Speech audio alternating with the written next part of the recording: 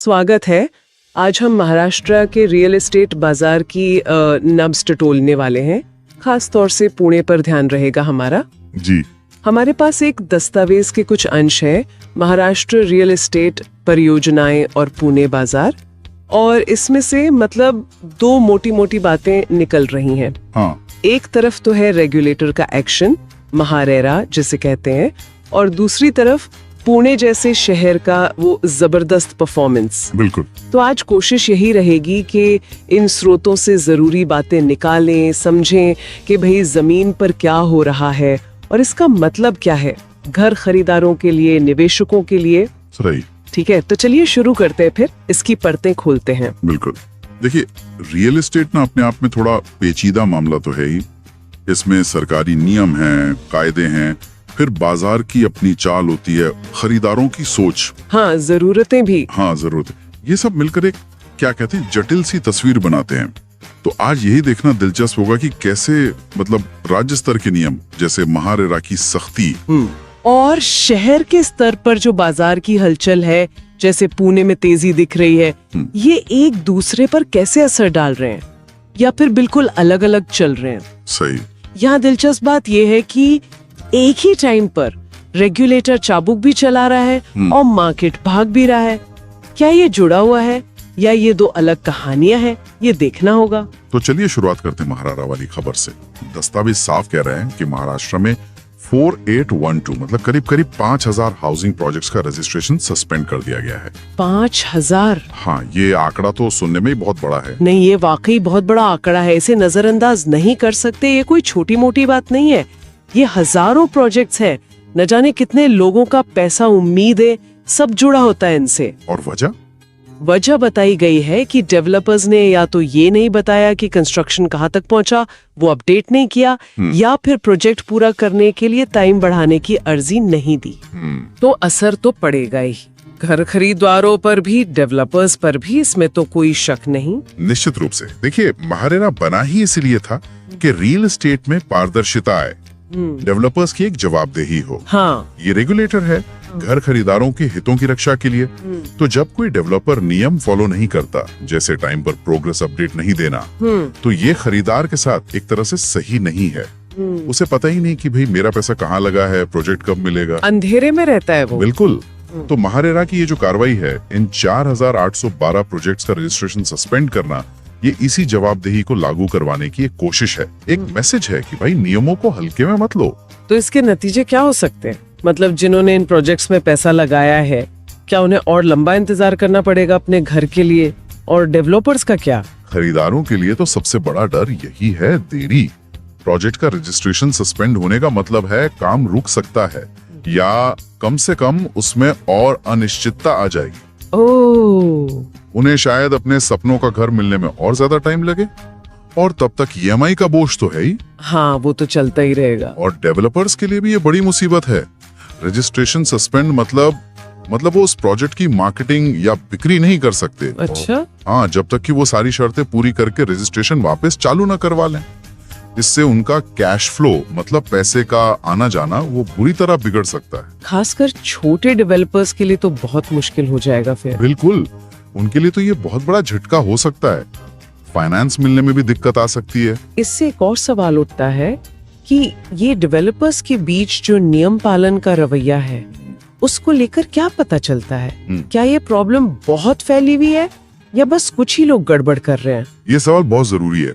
देखिए, इतनी बड़ी संख्या 4812 ये इशारा तो करते कि शायद ये समस्या काफी बड़ी है, सिर्फ कुछ इक्का दुक्का मामले नहीं है। हो सकता है इसमें बड़े डेवलपर भी हो, छोटे भी हो। ये दिखाता है कि रेगुलेटर को लगातार नजर रखनी पड़ेगी, सख्ती करनी पड़ेगी। ये लड़ाई है पारदर्शिता की। सही। कि खरीदार को सारी जानकारी मिले, वो सोच समझ के फैसला ले। ये कदम खरीदार का भरोसा बनाए रखने के लिए जरूरी है, भले ही हाँ कुछ प्रोजेक्ट्स में अस्थायी तौर पर देरी हो जाए। बिल्कुल, ये तो हुई रेगुलेटर की बात और उसका असर। अब आते हैं सिक्के के दूसरे पहलू पर, पुणे का रियल एस्टेट बाजार। दस्तावेज तो मतलब ढिंडोरा पीट रहा है कि पुणे भारत का सबसे ज्यादा बिकने वाला बाजार बना हुआ है। हाँ, पुणे का प्रदर्शन तो वाकई शानदार रहा है। आंकड़े देखिए, जनवरी से जून 2025 सिर्फ 6 महीने में 44,000 नए घर बिक गए। ये तो कमाल है। हाँ, 44,000 यूनिट्स। ये बाजार में जबरदस्त मांग दिखाता है कि लोग पुणे में घर खरीदना चाहते हैं और खरीद भी रहे हैं। दोहरी अर्थव्यवस्था। हाँ, आईटी और मैन्युफैक्चरिंग। बिल्कुल, आईटी सेक्टर भी है, मैन्युफैक्चरिंग भी। और इतना ही नहीं, दस्तावेज ये भी कहता है कि सिर्फ जनवरी महीने में प्रॉपर्टी रजिस्ट्रेशन में पिछले साल के मुकाबले 46% का उछाल आया। 46%? हाँ, तो यहाँ बात थोड़ी दिलचस्प हो जाती है। एक तरफ रेगुलेटर लगभग 5,000 प्रोजेक्ट्स पर नकेल कस रहा है, दूसरी तरफ पुणे बिक्री के रिकॉर्ड्स बना रहा है। ये कैसे हो रहा है? क्या ये सिर्फ ऊपर ऊपर का विरोधाभास है? देखिए, विरोधाभास जैसा लगता जरूर है, लेकिन शायद यही महाराष्ट्र जैसे बड़े और विविध बाजार की असलियत है। अगर हम इसे थोड़ा बड़े पैमाने पर देखें तो पुणे के इस शानदार प्रदर्शन के पीछे कई वजह हैं। स्रोत ने कहा किफायती दाम और दोहरी अर्थव्यवस्था, लेकिन बात सिर्फ इतनी नहीं है कि दो अलग सेक्टर हैं। शायद आईटी और मैन्युफैक्चरिंग का जो सही मिक्स है ना पुणे में, अच्छा, वो उसे एक खास तरह का लचीलापन देता है।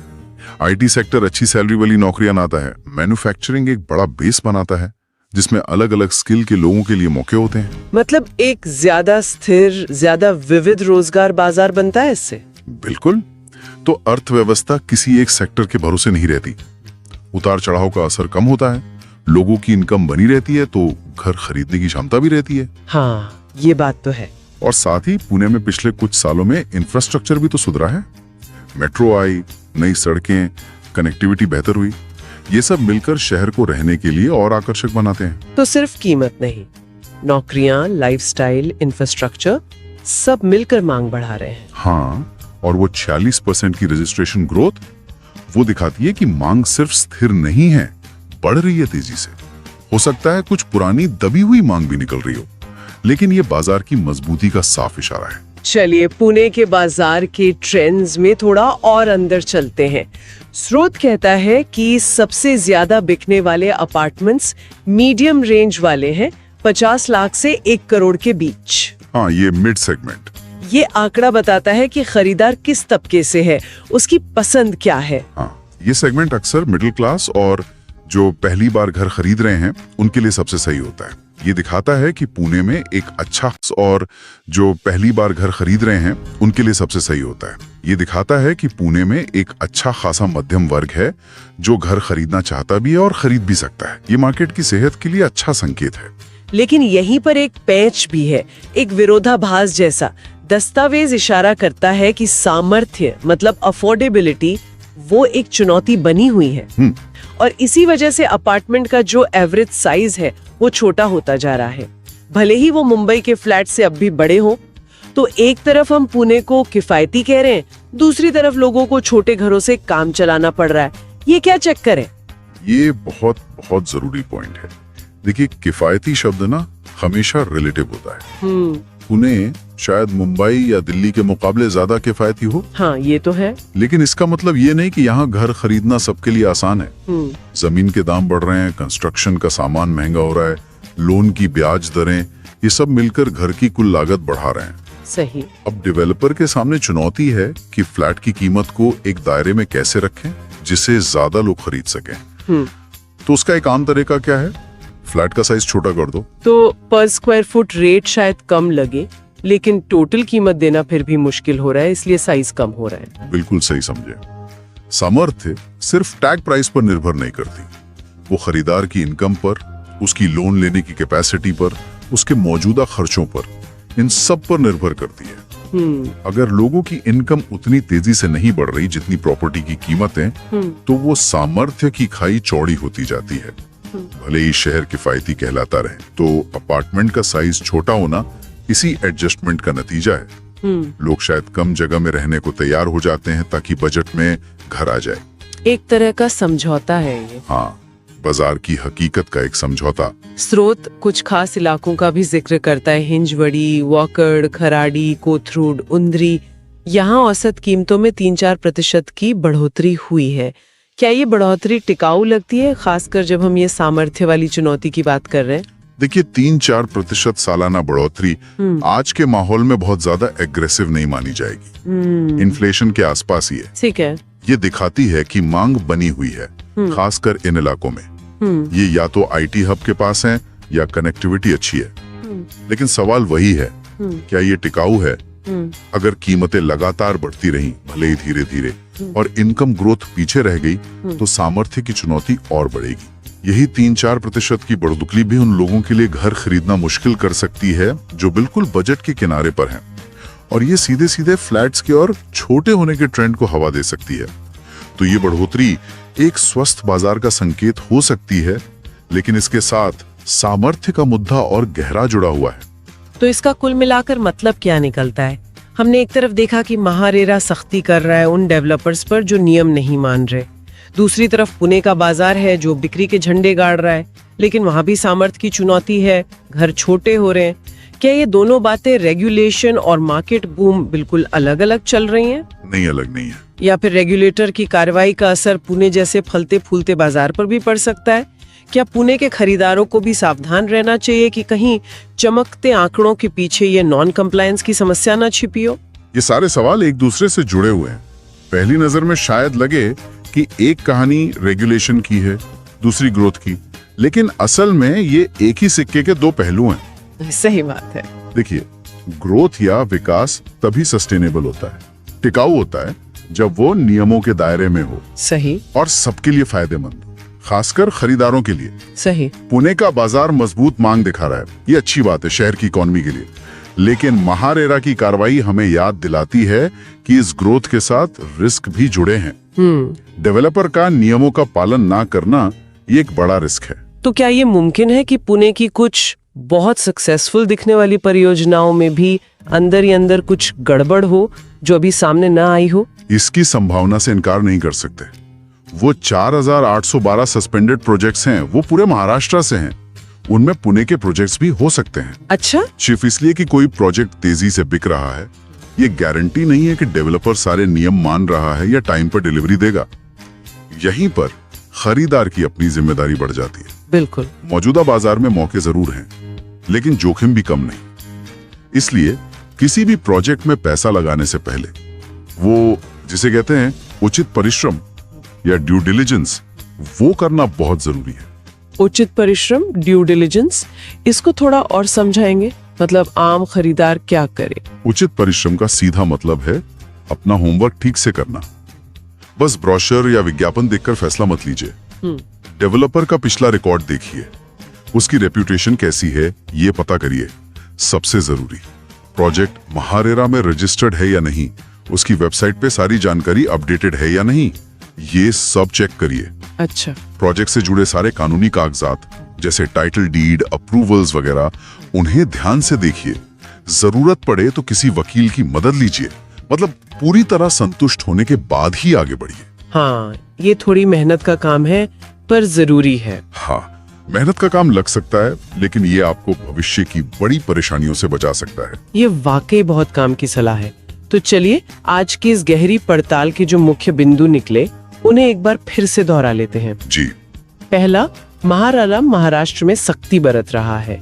करीब 4812 प्रोजेक्ट्स का रजिस्ट्रेशन सस्पेंड हुआ है क्योंकि डेवलपर्स ने नियम नहीं माने, खासकर प्रोग्रेस अपडेट देने में कोताही की। सही। दूसरा, पुणे भारत का टॉप रियल एस्टेट बाजार बना हुआ है। 2025 के पहले 6 महीने में 44,000 घर बिके और जनवरी में रजिस्ट्रेशन 46% बढ़ा। तीसरा, पुणे की इस कामयाबी के पीछे उसकी दोहरी अर्थव्यवस्था है, आईटी और मैन्युफैक्चरिंग का मिक्स और तुलना में किफायती दाम। हाँ। चौथा, ट्रेंड ये है कि 50 लाख से 1 करोड़ वाले मिड रेंज फ्लैट्स ज्यादा बिक रहे हैं, लेकिन सामर्थ्य की चुनौती के कारण इन फ्लैट्स का एवरेज साइज घट रहा है। और पांचवा, हिंजवड़ी, वाकड़ जैसे खास इलाकों में प्रॉपर्टी की औसत कीमतों में 3-4% की सालाना बढ़ोतरी हुई है, जो मांग तो दिखाती है पर सामर्थ्य की चिंता भी बढ़ाती है। बिल्कुल। बहुत बढ़िया सारांश। ये साफ है कि महाराष्ट्र का रियल एस्टेट बाजार और खास तौर पर पुणे एक बहुत ही दिलचस्प मोड़ पर खड़ा है। ग्रोथ भी है और रेगुलेशन का पहरा भी। बिल्कुल। और इस चर्चा को समेटते हुए मैं श्रोताओं के सोचने के लिए एक सवाल छोड़ना चाहूंगा। ये सीधे स्रोत में नहीं है, पर हमारी बातचीत से ही निकला है। हाँ जरूर। हमने देखा कि पुणे जैसे फलते फूलते कहे जाने वाले बाजार में भी घर खरीदने की क्षमता, एफोर्डेबिलिटी एक चुनौती है, जिसकी वजह से घरों का साइज छोटा हो रहा है। अगर ये ट्रेंड पुणे जैसे मजबूत बाजार में दिख रहा है, तो सोचिए पूरे भारत में जो शहरी आवास है, उसका डिजाइन और उसको खरीदने लायक बनाने के तरीके, मतलब फाइनेंसिंग, उसका भविष्य क्या हो सकता है। ये तो सोचने वाली बात है वाकई। क्या बढ़ती कीमतों और रेगुलेटर की सख्ती के बीच हम शहरों में रहने की जगह को लेकर और नए प्रयोग देखेंगे? क्या बहुत छोटे घर, मतलब माइक्रो अपार्टमेंट्स का चलन बढ़ेगा, या फिर घर खरीदने को आसान बनाने के लिए फाइनेंसिंग के नए ज्यादा फ्लेक्सिबल मॉडल आएंगे, जैसे किराया और फिर खरीदो, रेंट टू ओन, या शाजा मालिकाना हक, शेयर्ड ओनरशिप? सही। ये सवाल हमें न सिर्फ रियल एस्टेट के भविष्य के बारे में सोचने पर मजबूर करता है, बल्कि हमारे शहरों में जीवन की गुणवत्ता और उसकी बनावट के बारे में भी सोचने पर।